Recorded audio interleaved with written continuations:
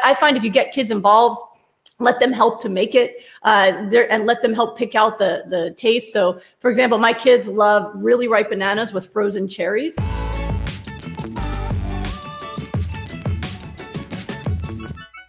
Can you talk about how to hyper-nourish kids and what I should use for parasites for kids? Well, I'm not a parasite doctor, but hyper-nourishing kids is easy because really what you're talking about is educating them on what's important for their health and providing it. So most kids actually really like smoothies. So I make, my kids have drank them out of their bottles, so they've had them all their lives. But I find if you get kids involved, let them help to make it and let them help pick out the taste. So for example, my kids love really ripe bananas with frozen cherries.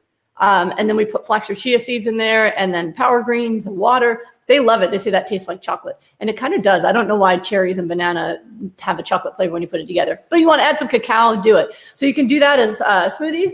And also always make it available. My kids love salad bar night. It's one of their favorite nights for dinner because kids love to make their own plates. So I put out the different kinds of greens and different kinds of veggies, maybe a little bit of fruits if we have them, maybe some mandarin oranges or something like that.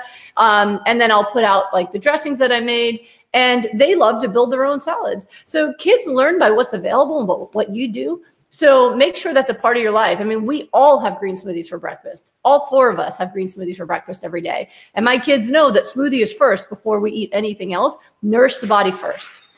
Entertain the taste buds later. So if you've never done this before, talk to your kids about it so they're not startled. Like, what is daddy doing now, right? Or mommy. But make sure that you talk to them about it and then make it something that you're doing as well, because they're going to follow what you do more than what you say anyway. So just make it the new tradition. Say, hey guys, when you learn better, you do better. And we've learned you need to get nourished, and that's what we're going to do.